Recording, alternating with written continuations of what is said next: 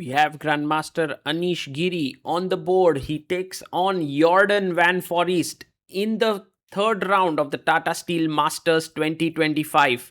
It's the battle between Dutch number 1 and Dutch number 2, and these two players are, have played against each other. In fact, Jorden beat Anish in the tie breaks to win back during the pandemic. Was it 2022 edition?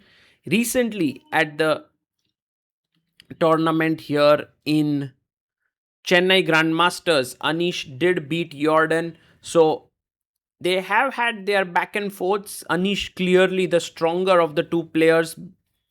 His rating 2760. A handshake there. Jordan 2703.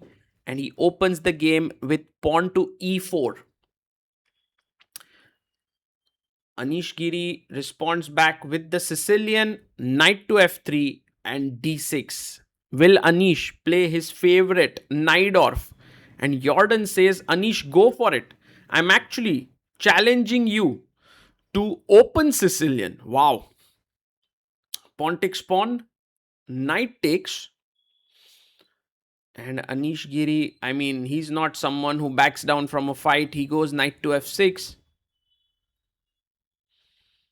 Knight comes out to c3, defending the pawn on e4, and then a6 is what he plays. The Sicilian Najdorf is on the board.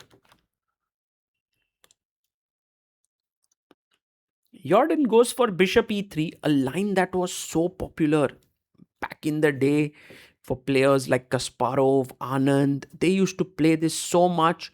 And there used to be like these pawn storms with white going g4, h4, g5, black going b5, b4, a5, pushing here some crazy lines. Let's see if we are able to see that here. Bishop e7 played by Anish. And now a normal move is f3. He plays his pawn to f3. And Anish can bring his bishop out to e6. Usually the knight comes out to d7 and white goes queen d2 and long castle. That's what is happening. Queen d2 on the board.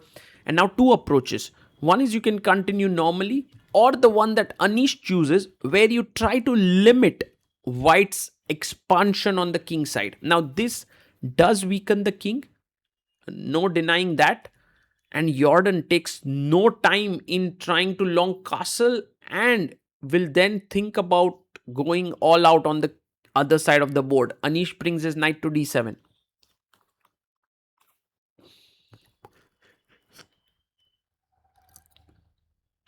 The king moves to b1 and we have queen c7, which is slightly less popular than the move rook c8 or b5.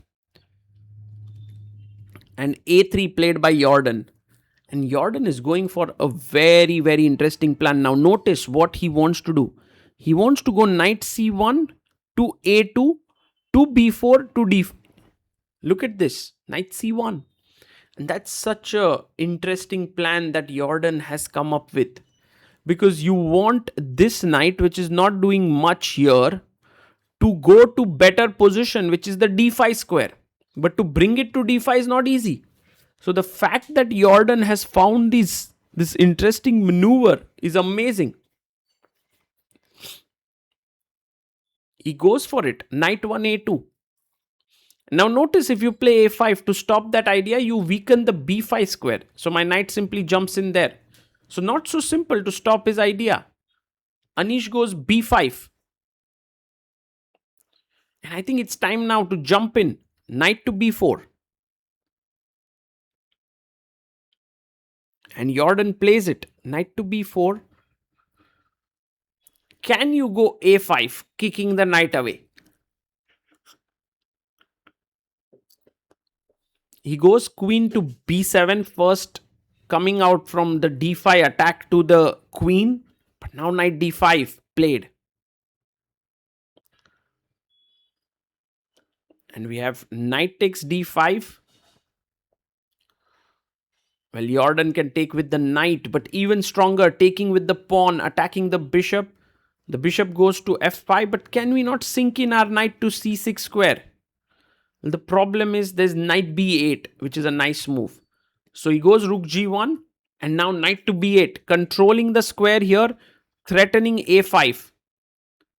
But Jordan goes g4, boom. He starts playing on the king side here.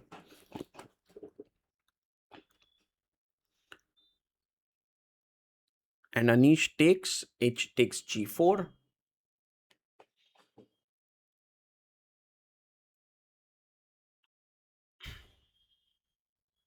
F takes g4 taken, attacking the bishop. Also, Jordan has good 20 extra minutes on the clock.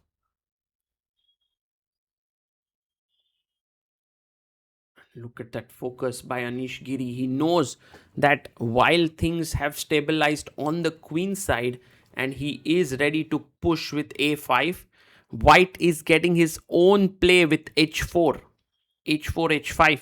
In fact, that could be a big move here, h4. I mean, black also is getting his play, but h5, it's really, really messy. Will he go for it? No, he goes bishop d3, offering a trade of bishops. And I think you must take it. You can't allow white to take and spoil your structure here. So Anish gets up. He takes off his jacket. He's like, okay, it's time for some serious thinking here. I know that my position isn't the best, but I have my trump cards here. So he takes on d3. And you can take back with the queen now. You can also take back with the knight to come out of this a5 b4 ideas.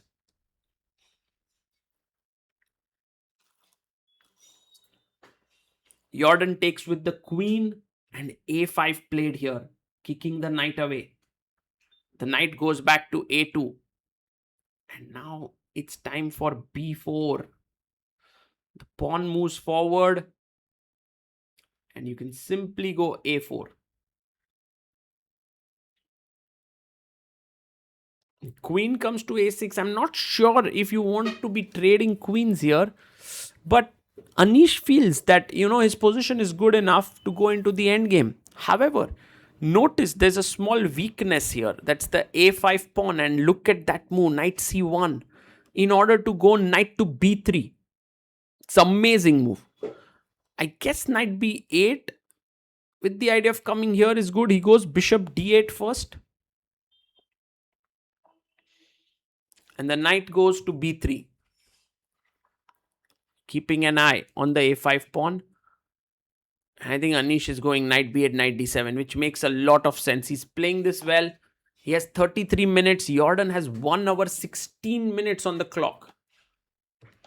And he goes knight to d2. Aha. So he's bringing his knight either to c4 or to e4. Knight d7. There's no knight coming to c4 here. The rook controls it. He goes knight e4, attacking the d6 pawn. Maybe there's bishop e7. Yes, he plays it. And for now, everything looks kind of controlled. He plays his pawn to g5. And Anish can go rook c4 now. Attacking the knight. He has a good position, but he pushes f5 a little too hasty in my opinion. And Anish never really plays this way. Pawn takes pawn. En passant. Knight takes on f6. But now, look at this. He's weakened the e6 square. Knight g5, knight e6. Yes, Jordan takes it. Suddenly, there are weaknesses in the black camp. He comes back knight e8. And Anish's assessment of this position may not be very accurate, as the knight jumps into e6, attacking the rook on f8 and the pawn on g7. Rook to f3. And maybe now jumping in with bishop b6 and picking up these pawns.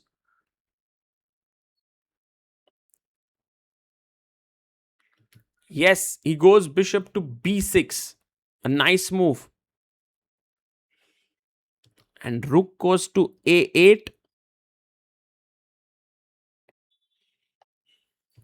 A nice one here. Rook d3 played, getting rid of the active rook on f3. I mean, although the engine gives this as an equal position, but visually this looks Really, really dangerous for black, because white pieces are just in so much more aggressive positions here with knight on e6 and bishop on b6. And rook a6 played to push the bishop away. Jordan brings back his bishop to e3 and he comes back rook a8. That's not the amount of time you have. b3 was an important move here to stop the king from coming up. But after this, you can go king c2 or king a2 and bring your king upwards. That's a very good move here for Jorden van Foreest, and he plays it. King a2 played.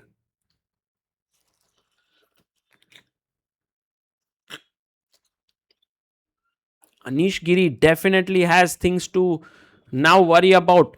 The main problem is there's this idea of the king entering in. King b3, king c4, king b5. Yes, king comes up and the rook is well placed. The knight is well placed. He goes rook b8. Now, do you want to place your king on c4? No, he goes rook g2 first. Just improving the position slightly.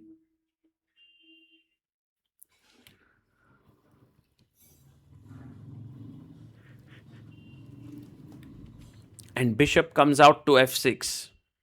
You can see Anish there. He's not too happy with his position, but can you believe in the possibilities of your position?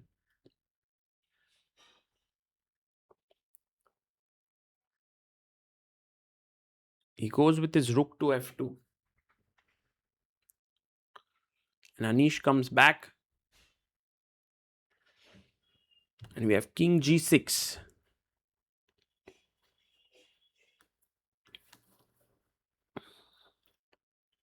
And rook f3. Step by step, he's trying to get in here. Rook h3, rook to h8. And it's not so easy to trade this knight on e6. So he goes rook b7, maybe preparing knight c7. Although I'm not really convinced that knight c7 could work, because I can take rook takes and bishop b6 and I pick up these two pawns. And look at that bishop on f6. It's an absolutely powerless piece there. So passive.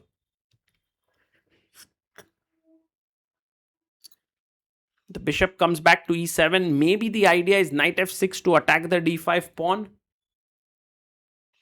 And he goes king c4. Wow. Like the hand of death. It's slowly approaching here for Anish. And he's a bit confused. He plays his bishop again to f6. Now, this is not the kind of moves you want to be making when you are in such trouble. And Jordan, well, he's going for the rook. Once again finds the best move, rook h8. And as has been true for the game, he has a time lead on the clock. He's up to 30 minutes. While Anish is down to 10 minutes here, knight c7. And a very good move is rook c8. Forcing takes. And this is dominating position as the king is coming to d5. d6 is weak. But he takes on c7.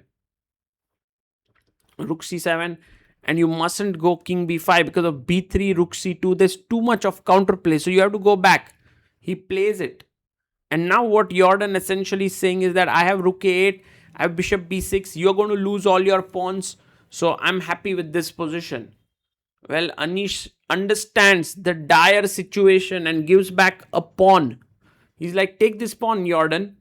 Give me some counterplay. I think Jordan should simply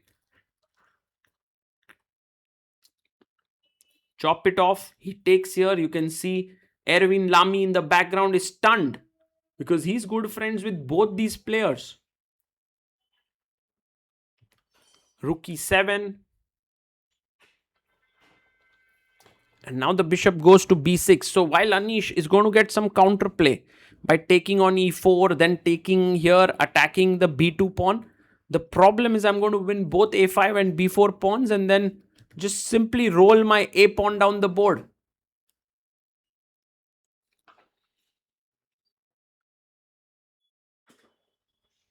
He goes rook e2.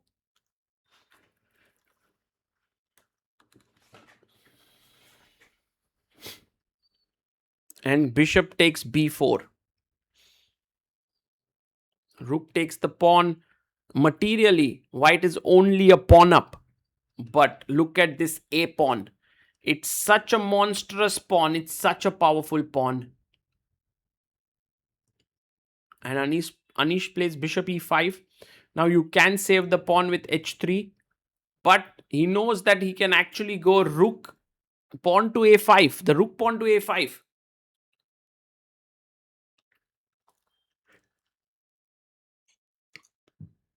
Anish captures the pawn on h2. We have bishop c3 played.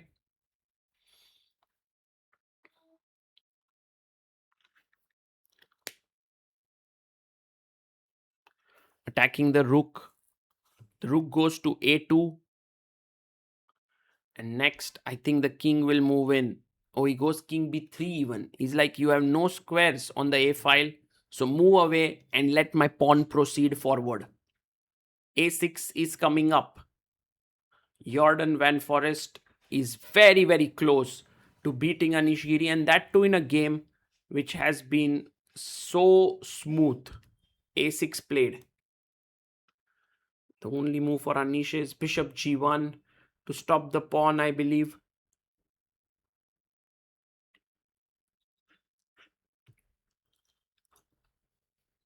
So the bishop controls this square, and now rook d8. I love this move because if bishop c5, I can sack my rook and queen the pawn. So he goes king f5 and Jorden takes the pawn.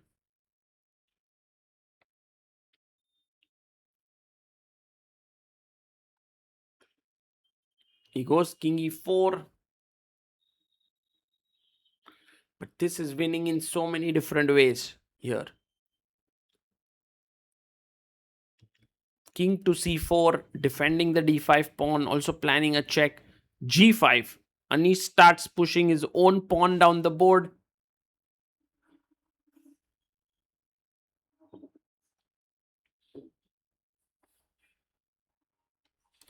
And check, forcing the king to move away.